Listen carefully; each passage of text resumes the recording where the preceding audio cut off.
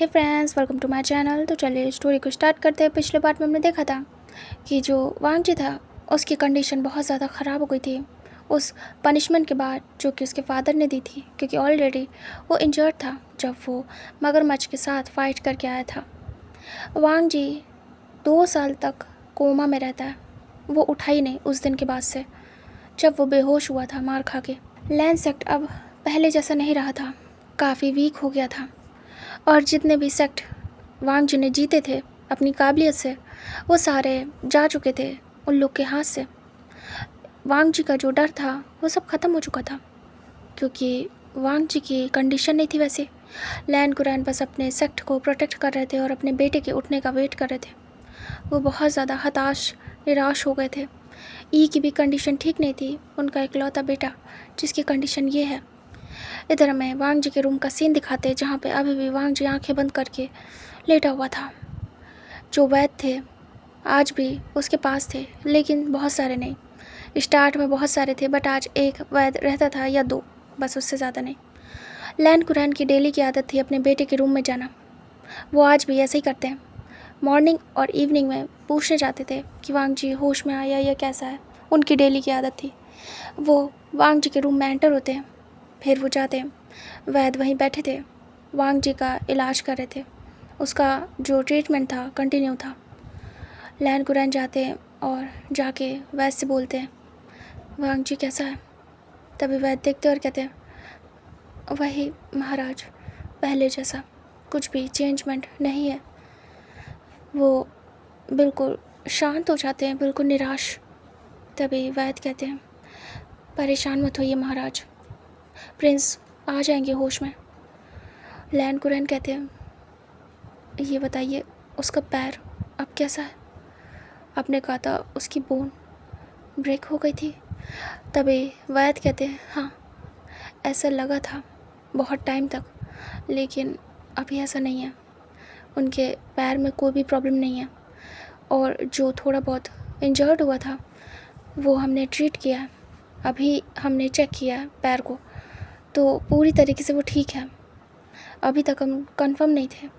इस ट्रीटमेंट को काफ़ी टाइम लग गया उनके पैर वाले, क्योंकि उनकी बोन में चोट आई थी, तो इस वजह से हमें रुकना पड़ा, देखना पड़ा सब कुछ ठीक है नहीं। उसे ठीक करते करते इतना टाइम हो गया, अब जाके हम कंफर्म हुए कि उनका पैर ठीक है। लैन कुरैन ने काफ़ी टाइम से नहीं पूछा था वांग जी के पैर के बारे में और इधर उसका ट्रीटमेंट चल रहा था। वैद्य ने खुद ही कहा था कि जैसे ही वांग जी का पैर ठीक होगा वो बताएंगे। तो अभी लैन कुरैन पूछना चाहते थे। वो मतलब 1 मंथ या 2 मंथ में एक बार पैर के बारे में पूछते थे जब से इंजर्ड हुआ था वांग जी। तभी लैन कुरैन सुन के काफ़ी खुश होते हैं कि वांग जी का पैर ठीक हो गया। जो वैद्य था वो कहता है अब ये जब उठेंगे तो ये चल पाएंगे। पहले डाउट था कि पता नहीं चल पाएंगे कि नहीं। एक पैर काफ़ी ज़्यादा ज़ख्मी था, लेकिन हमने सब कुछ अच्छे से चेक किया है और चेक करने के बाद सब कुछ ठीक है। तभी जो लैन कुरैन थे वो कहते हैं सब कुछ ठीक है, उसके वाउंड्स, तभी वो कहते हैं वो भी हील हो गए हैं, बस निशान रह गए हैं, बाकी तो वो ठीक है। तभी वो हाथ देखते जिस पे जो मगरमच्छ के दांतों के निशान थे वो थे एक हाथ में। तभी वैद्य को देखते लैन कुरैन और कहते हैं ये निशान, ये नहीं जाएगा क्या। तभी जो वैद्य थे वो कहते हैं नहीं, ये नहीं जाएगा। तभी वांग जी इतना ज़्यादा हैंडसम था, ब्यूटीफुल, लेकिन उसके शरीर पे बहुत बुरे बुरे निशान पड़ गए थे, उसके पैर पे भी, उसके हाथ पे भी और बैक पे भी। वांग जी की जो ब्यूटी थी, जो हॉटनेस थी, वो कम हो गई थी पहले से। वो वीक भी लग रहा था काफ़ी ज़्यादा, लेटे लेटे। तभी लैन कुरैन कहते हैं इसे कैसे भी करके होश में लाइए, मुझे मेरा बेटा होश में चाहिए। तभी वो कहते हैं जी हम कोशिश कर रहे हैं महाराज, लेकिन हमारे हाथ में बस उनका इलाज करना है, उठना ना उठना उनके हाथ में, हम बस प्रे कर सकते हैं। तभी लैन कुरैन कहते हैं और कहीं कोई प्रॉब्लम तो नहीं मेरे बेटे को। तभी वैद्य कहते हैं अभी पूरी तरीके से ठीक है, बस इनका उठना ही बाकी है, बाकी सारी ट्रीटमेंट हो चुके हैं, सारी जगह के घाव हील हो चुके हैं पूरी तरीके से, तो अभी ऐसा कुछ भी नहीं है। लैन कुरैन तसल्ली करते हैं और कहते हैं ठीक है मैं जा रहा हूँ। तभी वैद्य कहते हैं जी। उसके बाद लैन कुरैन बाहर निकल जाते हैं दूसरी तरफ हमें दिखाते हैं सीन शिफ्ट करके फॉरेस्ट में एक गांव था, उसका सीन। उस गांव में जो लोग थे वो जैसे कि शिकारी होते थे, वो थे, मतलब कि बंजारे शिकारी, या फिर जो काफ़ी लो होते थे, जिनके पास ज़्यादा सुविधा नहीं होती थी, जो लोग बस ऐसे ही अपना गुजारा करते थे। बोल सकते हैं कि जंगली टाइप के लोग, वो लोग खुद का गुजारा खुद से ही करते थे। उनके पास कोई भी सुविधा नहीं थी, कुछ भी नहीं था। वो आदिवासी थे, वो सब कुछ अलग तरीके से करते थे और उनकी अलग सोसाइटी थी जो कि पूरे फॉरेस्ट में रहते थे। ज़्यादा लोग नहीं थे उनके साथ में, और ज़्यादा बड़ा उनका गांव भी नहीं था। बहुत ही कम जगह में वो रहते थे और बहुत ही कम लोग थे। उन आदिवासियों में टोटल 50 लोग थे। 50 लोगों का गांव था वो, मतलब बच्चे बूढ़े और मतलब आदमी औरत सब मिला के वो लोग आराम से रहते थे। जो योद्धा होते थे उनसे दूर, योद्धा लोग पहाड़ के ऊपर माउंटेन पे उनका सब कुछ स्थित था, रहना और महल वगैरह। और जो आदिवासी थे उनका नीचे था, मतलब नीचे जो फॉरेस्ट थे वहाँ पे उनका रहना था स्थित।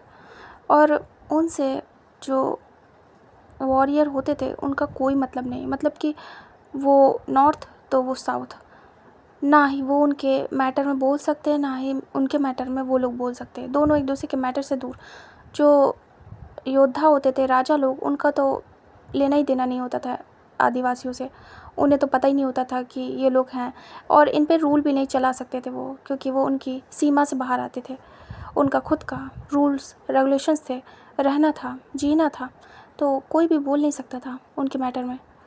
वो लोग दुनिया से परे रहते थे, अलग, उन पे कुछ भी लागू नहीं होता था। जो राजा लोग थे उन्होंने अपनी प्लेस डिसाइड कर ली थी और वो सभी बस चुके थे माउंटेन्स के ऊपर। सभी बड़े बड़े महल और सेक्ट बना चुके थे। जो आदिवासी थे उनका कोई ठिकाना नहीं था, वो फॉरेस्ट घूमते थे ऐसे ही। वहाँ पे जो कुछ लोग थे उनमें से एक गर्ल जाती है और कहती है, हाय गगा। तभी एक पर्सन टर्न होता है और देखता है और कहता है, हाय हाय ली। तभी ली आगे आती है और कहती है, आप बेबी को फीड करा रहे? तभी वो पर्सन कहता है, हाँ। तभी मुँह आता है और कहता है, वैसे गगा बेबी बहुत क्यूट है, अभी तक आपने इसका नाम क्यों नहीं रखा? बस इसे बेबी ही बोलते हो। तभी जो पर्सन था वो बोलता है, क्योंकि मुझे समझ नहीं आ रहा है मैं इसका क्या नाम रखूं। मैं कंफ्यूज्ड हूँ। जब से मैं उठा हूँ तब से मुझे तो अपने ही पता नहीं है बच्चे का क्या नाम रखूं। और बहुत अजीब बात है, ये बच्चा मैंने बर्थ दिया है। तभी मुँह कहता है, जो हमारी ग्रैनी है उन्होंने बचाया था आपको, और फिर पता चला उन्हें कि आप प्रेग्नेंट हैं, फिर आपका बेबी निकाला क्या आपके टमी से? तभी वो पर्सन कहता है, हाँ। तभी कहते हैं, आपको तो पता ही है आपकी पूरी स्टोरी। विंग देखता और कहता है, पता है। विंग अपने बेबी को टच करता है। तभी विंग कहता है, ग्रैंडमा ने कहा है कि ये वीक है, इसका इलाज कराना ज़रूरी है, इससे बीमारी है और यहाँ पे इलाज नहीं हो पाएगा, उसके लिए हमें जाना पड़ेगा बाहर यहाँ से। मैं कौन हूँ और कहाँ से आया हूँ मुझे कुछ भी नहीं पता। विंग अपने शरीर को देखता और कहता है, बस ये निशान बहुत ज़्यादा ख़राब है, कितने ज़्यादा बुरे दिख रहे हैं।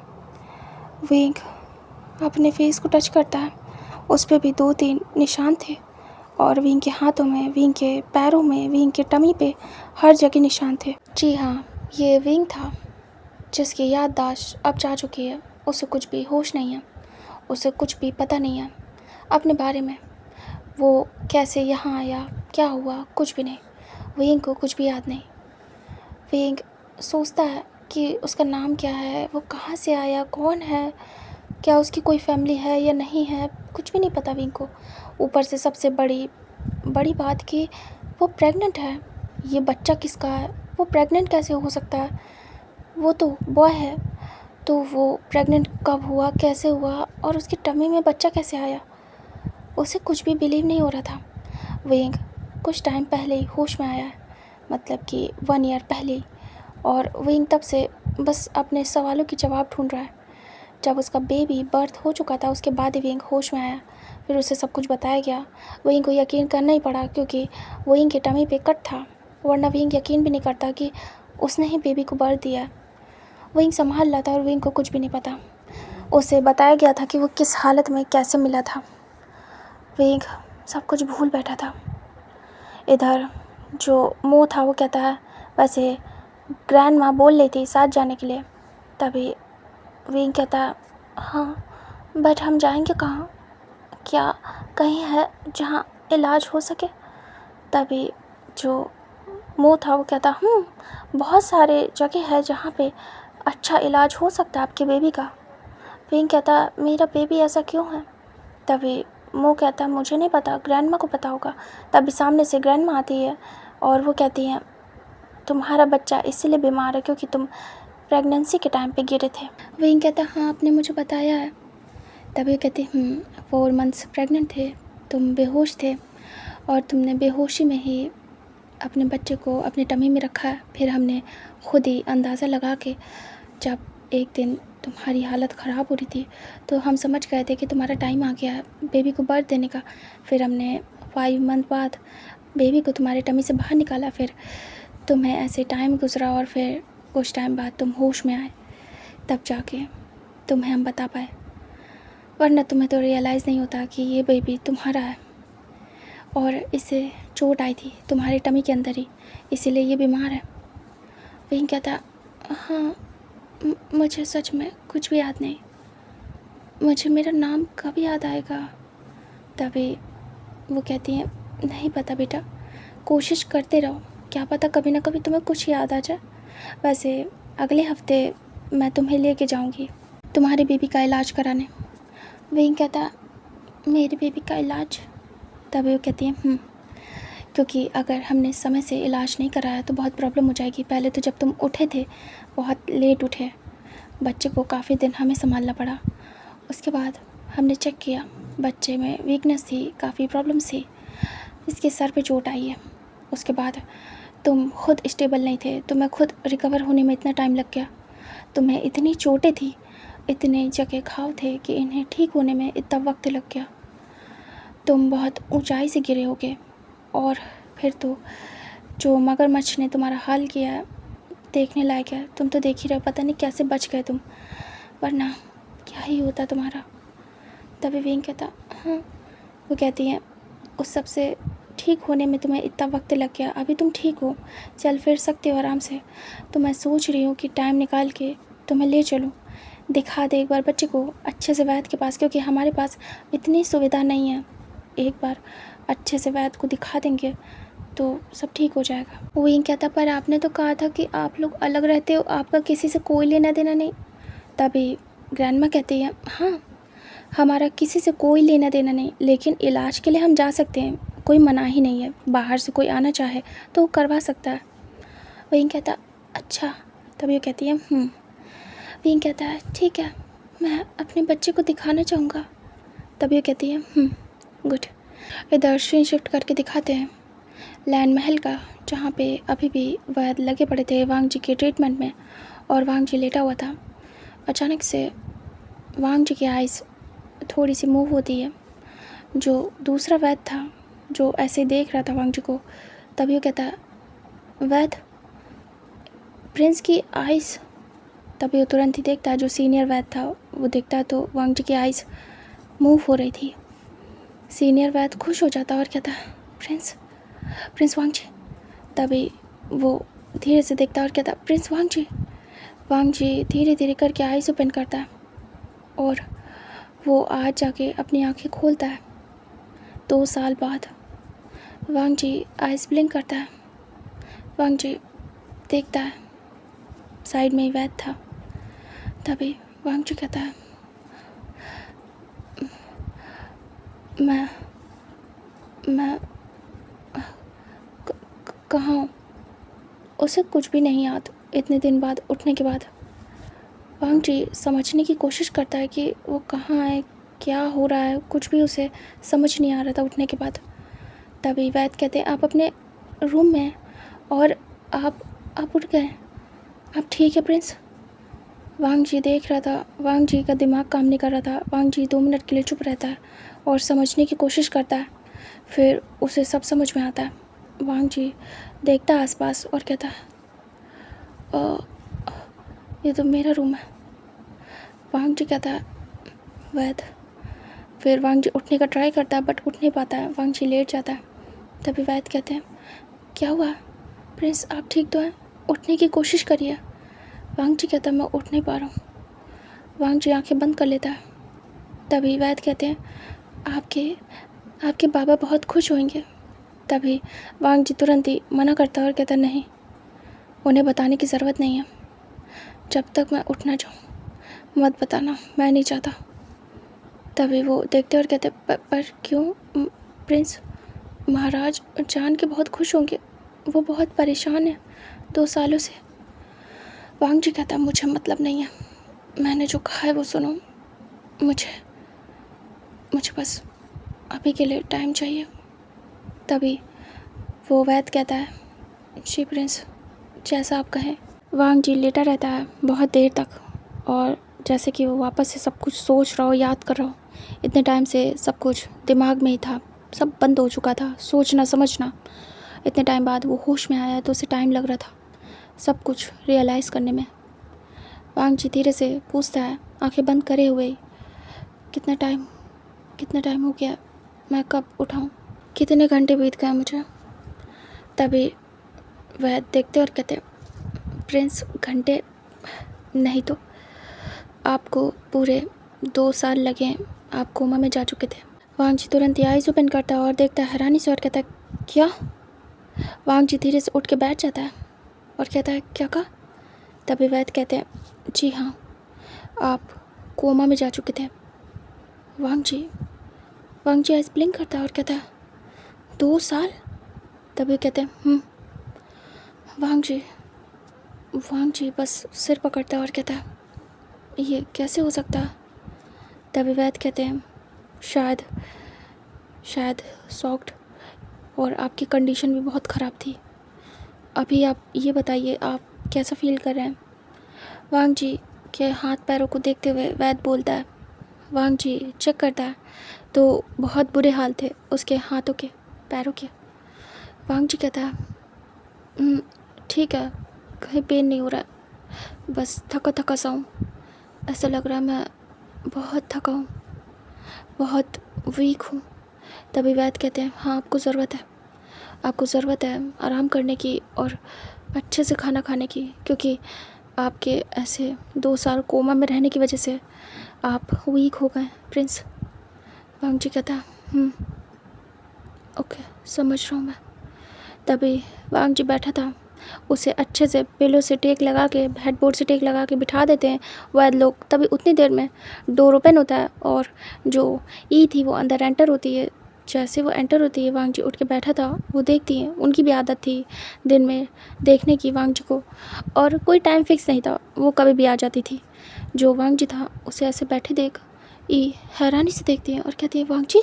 वो पास आती है और कहती है वांग जी तुम्हें होश आ गया, मेरा बच्चा? तभी जो वांग जी था वो देखता है और कुछ नहीं कहता। वैद कहते हाँ, अभी होश आया, कुछ देर पहले हम आपको बताने वाले थे, क्योंकि जस्ट अभी इन्हें होश आया। तभी ये खुश हो जाती है और कहती है मैं उन्हें बता के आती हूँ। वांग जी कुछ कहने वाला था बट वो कह नहीं पाता और ये निकल जाती हैं लैन को बताने के लिए। वैद देखते हैं और कहते हैं हमें एक बार आपको देखना होगा अच्छे से। प्रिंस, क्या आप उठेंगे?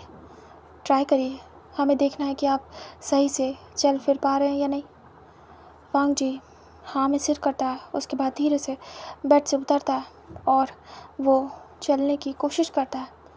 वो धीरे धीरे करके आगे बढ़ता है और चलता है। इतने देर बाद चलने की वजह से उसे थोड़ा चलने में प्रॉब्लम होती है। तब तक इधर लैनी आ जाते रूम में और वो देखते कि वांग जी धीरे धीरे पकड़ के चल रहा है। तभी तुरंत ही लैन आते और कहते वांग जी देखता है अपने बाबा की तरफ और वो शांत था। तब लैन कहते वांग जी तुम उठ गए? तुम्हारी माँ ने बताया? वांग जी देख रहा था। उसके बाबा के फेस पे वो रूडनेस नहीं थी, अब वो अकड़ नहीं थी जो पहले हुआ करती थी। वो सॉफ्टली बात कर रहे थे, जो कि कभी आज तक नहीं किया। वांग जी हैरानी से देख रहा था। तभी लैन कुरैन कहते हैं, वांग जी देखता और कहता है, कहिए बाबा। तभी वो कहते, तुम ठीक हो? तुम ऐसे क्यों चल रहे हो? क्या तुम्हें कहीं दर्द हो रहा है? क्या तुम्हें कहीं चलने में दिक्कत हो रही है? वांग जी कहता है, नहीं, ऐसा कुछ भी नहीं है, बस काफ़ी टाइम बाद उठाऊँ, इसीलिए मैं खुद को स्टेबल नहीं कर पा रहा हूँ। तभी वो कहते हैं, मेरा बच्चा। वो धीरे से वांग जी के सर पे हाथ चलाते हैं। वांग जी देख रहा था इतना बदलाव, वो यकीन नहीं कर पा रहा था। बट वांग जी को अपने बाबा को देखते ही सब कुछ याद आ जाता है पिछला। उसे याद आ जाता है उसका विंग। वांग जी आंखें बंद कर लेता है, उसके बाद ओपन करता है और कहता है, जी मैं उठ चुका हूँ, ठीक हूँ, थोड़ी देर में चलने भी लगूँगा। आप दोनों कैसे हैं? तभी दोनों ही बोलते हैं, हम ठीक हैं। और वो दोनों ही वांग जी के सर पे हाथ चलाते हैं। वांग जी के साथ जो कुछ भी हुआ, उसके विंग के साथ जो कुछ भी हुआ, वांग जी वो बदल नहीं सकता, लेकिन जो उसके पेरेंट्स हैं उनके साथ भी बुरा नहीं कर सकता। वो उसके माता पिता हैं जिन्होंने उसे जन्म दिया है। हाँ, वांग जी के बाबा ने बहुत गलत किया उसके प्यार के साथ, उसके विंग के साथ, उसके अनबॉर्न बेबी के साथ। ये वांग जी कभी नहीं भुला पाएगा, लेकिन इसकी वजह से वो अपने बाबा के साथ मिसबिहेव नहीं कर सकता, क्योंकि उनकी आंखों में दिख रहा था कि वो कितना ज़्यादा तड़पे हैं अपने बच्चे के लिए। बट उन्होंने जो गलती की है, गलती नहीं गुनाह, वो कभी भी वांग जी भूल नहीं सकता, कभी भी नहीं।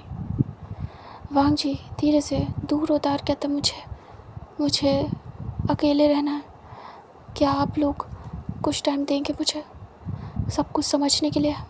मुझे वैद ने बताया कि मैं 2 साल बाद उठाऊँ, तो मुझे कुछ भी समझ नहीं आ रहा है। मुझे अकेले टाइम चाहिए, माँ बाबा मुझे अकेला छोड़ दीजिए। जब मुझे लगेगा कि मैं ठीक हो चुका हूँ दिमाग से, तो मैं आपके पास आऊँगा। तभी दोनों ही देखते और कहते हैं, हाँ ठीक है। वांग जी कहता, उसके बाद लैन कुरैन लेने चले जाते हैं। वांग जी को टाइम देना ज़रूरी था।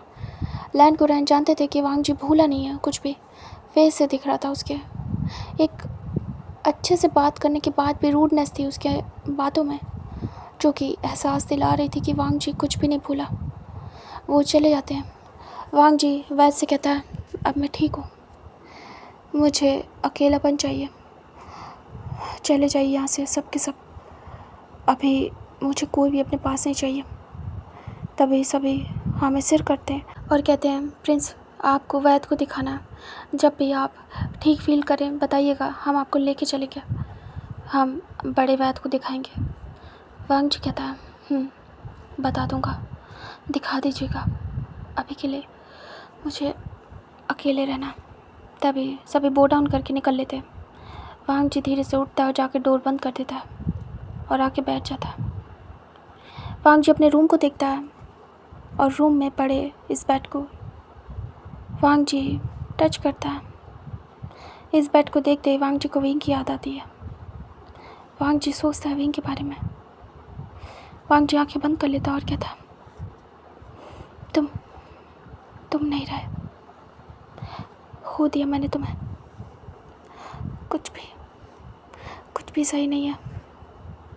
पता नहीं मैं क्यों उठा, पता नहीं मैं क्यों ठीक हुआ। काश कि मैं उसी वक्त मर जाता, काश कि मैं कभी उठता ही नहीं, काश कि तुम्हारे पास होता मैं अपने पेरेंट्स के साथ कुछ नहीं कर सकता विंग, क्योंकि मैं उनकी इज्जत करता हूँ, लेकिन कभी भी अपने पापा को माफ़ नहीं कर पाऊँगा, ना ही खुद को। मुझे दूर रहना है सबसे, मैं क्यों उठाऊं ये समझ नहीं आ रहा। विंक, विंक, मुझे काश कि मुझे तुम्हारे पास आने का मौका मिले। वांग जी सोचता और कहता है, एक तरीका है जब मैं तुम्हारे पास आ सकता हूँ, और मुझे समझ में आ रहा है कि वो क्या है। वांग जी अपने आप को टाइम देता है 1 दिन का पूरा, और वो किसी से नहीं मिलता है। हाँ, खाना पीना खाता है अपने रूम में, लेकिन वो मिलता नहीं है किसी से। उसके बाद नेक्स्ट डे का सीन दिखाते हैं। वांग जी बाहर निकलता है और वो सीधे राज दरबार में जाता है जहाँ उसके बाबा थे। अचानक से वांग जी पहुँचता है और बिल्कुल बिल्कुल पहले की तरीके आया था, बिल्कुल fit and fine. Wang ji normally चल के आता है, सभी देख रहे थे। सभी काफ़ी खुश होते कि प्रिंस उठ गए। सभी उन्हें बोलते हैं कि आप ठीक है प्रिंस, ये वो, मतलब पूरी जानकारी लेते हैं। वांग जी हाँ में सिर करता है और कहता है, बाबा मुझे बता सकते हैं इन 2 साल में क्या हुआ? तभी लैन कुरैन कहते हैं, हाँ बेटा, लेकिन तुम आराम करो, तुम कल ही तो उठे हो। वांग जी कहता है, अभी क्या भी जानना है? तभी कहते हैं, हमने जितने भी सेक्ट जीते थे वो सभी वापस ले लिए गए और अब हमारे पास कुछ भी नहीं है। वांग जी कहता है, कौन कौन है वो? फिर वो बताते हैं। जो मंत्री था वो आता है लिस्ट लेके। वांग जी वहीं बैठ जाता है और स्टार्ट करता है अपना काम। लैन कुरैन बस देख रहे थे कि वांग जी उठते ही स्टार्ट हो गया। वांग जी बस सारी चीज़ें देखता और कहता, अच्छा, मतलब मेरे कोमा में जाने का ये रीज़न है कि ये इतने आराम से सब कुछ ले गए। युद्ध की तैयारी करिए बाबा। तभी कहते, क्या? वांग जी दिमाग तो ठीक है ना, अभी तुम उठे हो? वांग जी कहता, हाँ अभी उठाऊँ, बट मुझे अब युद्ध पे जाना होगा और वापस से सब कुछ हासिल करना होगा। लैन कुरैन कहते, तुम कमज़ोर हो वांग जी, 2 साल बाद उठे हो, तुम चल भी नहीं पा रहे थे कल। वांग जी कहता, हाँ जानता हूँ, लेकिन कमज़ोर नहीं हूँ इतना कि मैं युद्ध न लड़ पाऊँ। वांग जी मन में सोच रहा था, इसी युद्ध में मैं मारा जाऊँ, प्रे करूँगा जिससे कि मेरे पापा को तकलीफ़ ना हो कि रीज़न वो थे, और मैं विंग के पास जा सकूँ, और मुझे कैसे भी करके युद्ध में ही मरना होगा, क्योंकि ऐसे मैं खुद को कुछ कर नहीं सकता। मेरे बाबा को लगेगा कि मैं उनकी वजह से, और ये मैं कभी नहीं चाहूँगा।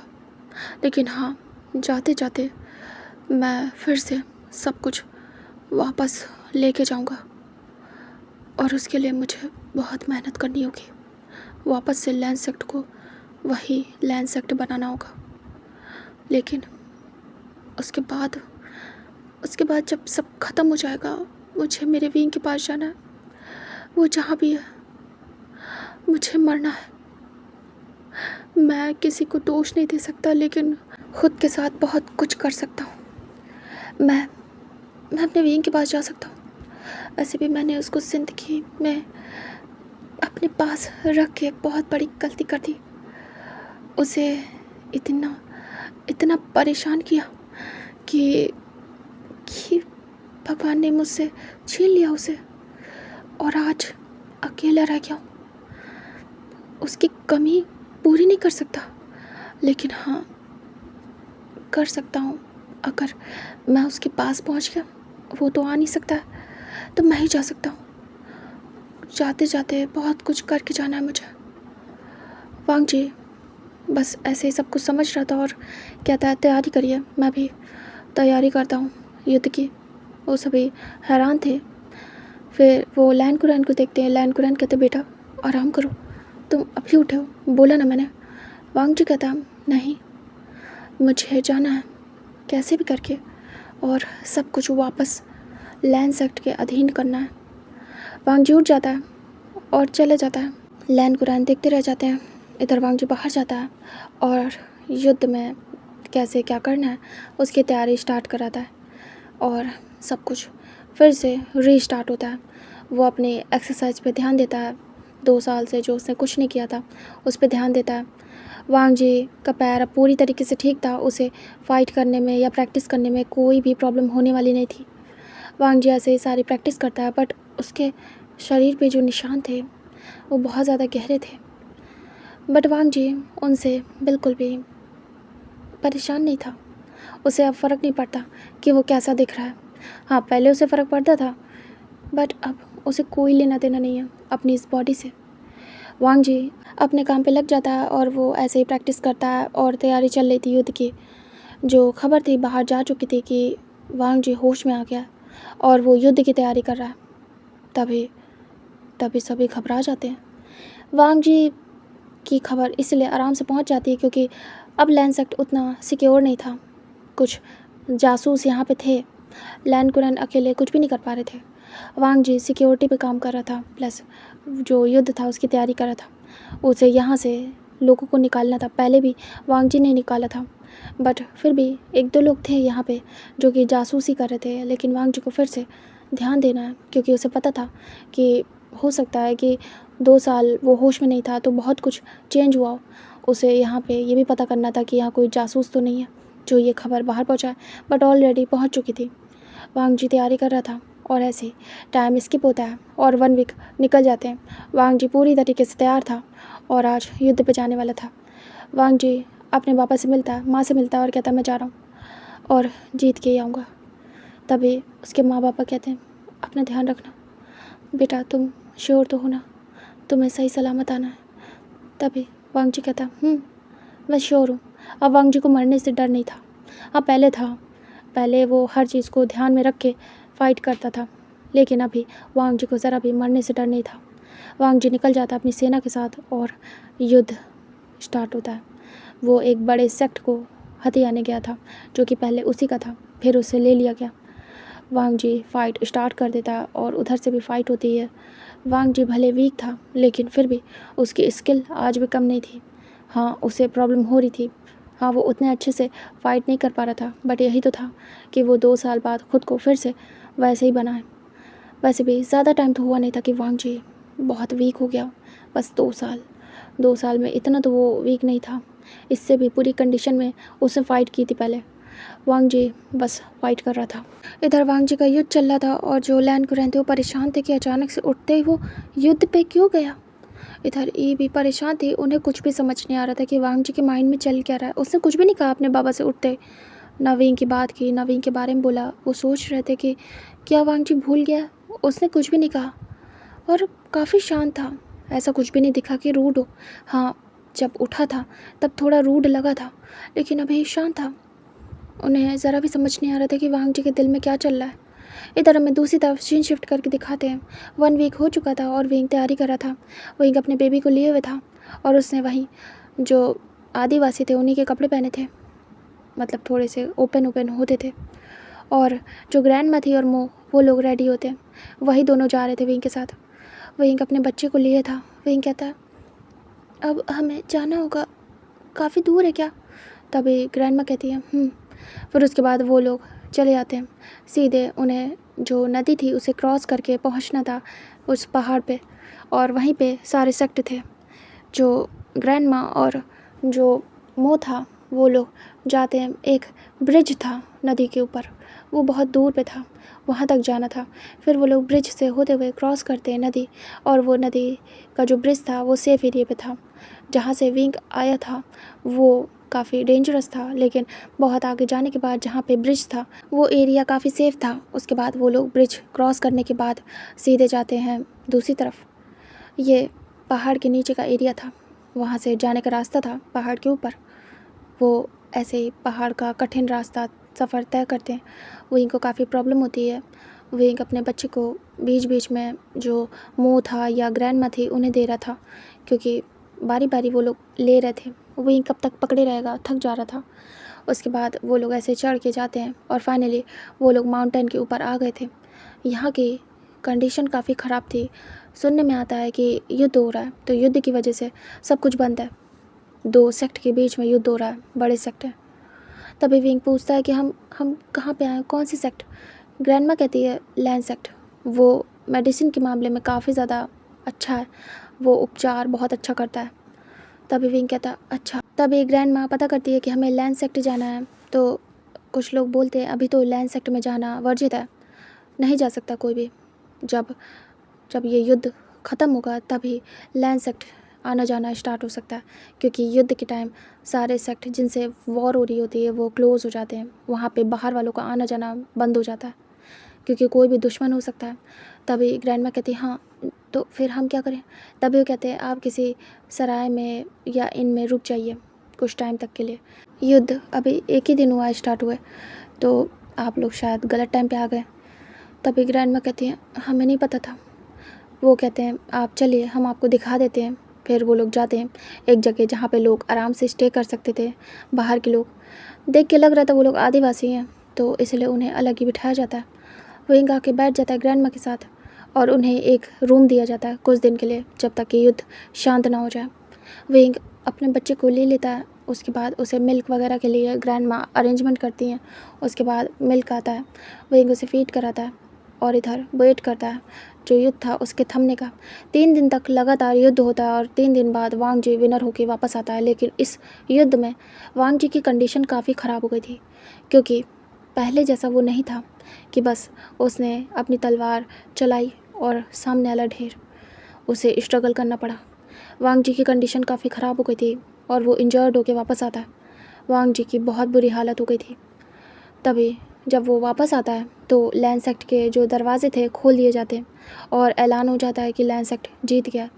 उसके बाद वांग जी को तुरंत ही जो वैद था उसके पास ले जाया जाता है, क्योंकि वांग जी की बुरी कंडीशन थी। इधर विंग का बच्चा बहुत ज़्यादा बीमार था, उसकी हालत ठीक नहीं थी।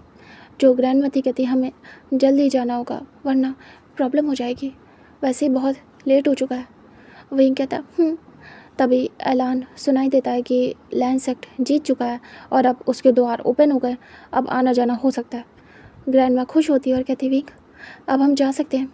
वहाँ पे एक बहुत बड़े वैद्य हैं पुराने, वो बच्चे को पूरी तरीके से ठीक कर देंगे। विंग कहता मुझे जाना है। विंग अपने बच्चे को लेता है और सीधे मुंह और ग्रैंड माँ के साथ निकल जाता है लैंड सेक्ट के लिए। ज़्यादा दूर नहीं था वहाँ से, लैंड सेक्ट का द्वार ओपन था। वो लोग अंदर एंटर होते हैं, उसके बाद वो लोग जाते हैं। विंग लैंड सेक्ट देख के देखता रह जाता है। फिर विंग को याद आता है वो यहाँ आ चुका है, पहले भी ऐसा लग रहा था। विंग याद करने की कोशिश करता है बट उसे कुछ भी याद नहीं आता। विंग आगे बढ़ता है और वो जा रहा था ऐसे ही, तभी अचानक से उसे कुछ कुछ याद आता है ब्लरी सा। विंग को एक आवाज़ आती है।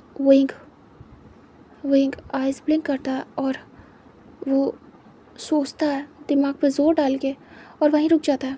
विंग अजीब सा महसूस करता है। ग्रैंड माँ कहती है क्या हुआ है।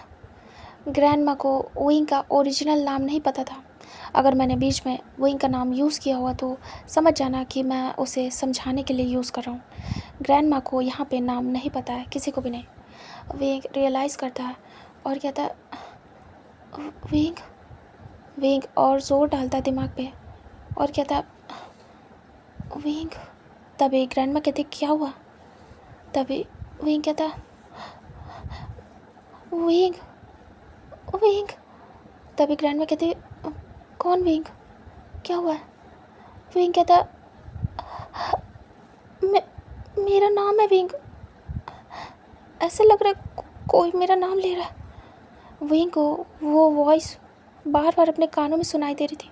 विंग कहता मेरा नाम है विंग, मेरा नाम है विंग। तभी ग्रैंड माँ कहती है तुम्हें अपना नाम पता चल गया, ये तो बहुत अच्छी बात है। विंग कहता हाँ मेरा नाम विंग है, लेकिन विंग और कोशिश करता है याद करने की और उसे समझ नहीं आता यहाँ आने के बाद ही उसे याद क्यों आ रहा है, क्या यहाँ से कोई कनेक्शन है उसका। विंग सोच रहा था। इधर ग्रैंड माँ कहती बेटा अभी चलो। विंग है ना, विंग नाम है ना तुम्हारा। विंग कहता हाँ। तभी कहती अभी चलो वरना प्रॉब्लम हो जाएगी, देर हो जाएगी तो वैसे नहीं मिल पाएंगे। तभी विंग कहता हाँ। विंग अब ज़्यादा ज़ोर डालना बंद करता अपने दिमाग पे और वो आगे निकल जाता है। फिर ग्रैंड माँ लेके जाती हैं एक वैद्य के पास जो कि वहाँ का प्रसिद्ध वैद्य था बहुत बड़ा। उसके पास जाने के लिए पहले से ही पूछना पड़ता था। फिर वो पूछते हैं, उसके बाद वैद्य फ्री थे तो वो कहते ठीक है आ जाइए। वो अपने बच्चे के साथ पहुँचता है और उसके बाद वो वैद्य को दिखाता है। वो बच्चा आगे करता है, वैद्य देखता है और कहता है इस बच्चे की कंडीशन तो बहुत ज़्यादा ख़राब है, तभी वेंग कहता है, हाँ मेरे बच्चे को बचा लीजिए। तभी अचानक से शोर होता है और कुछ पर्सन अंदर आते हैं। तभी पीछे से एक आवाज़ आती है,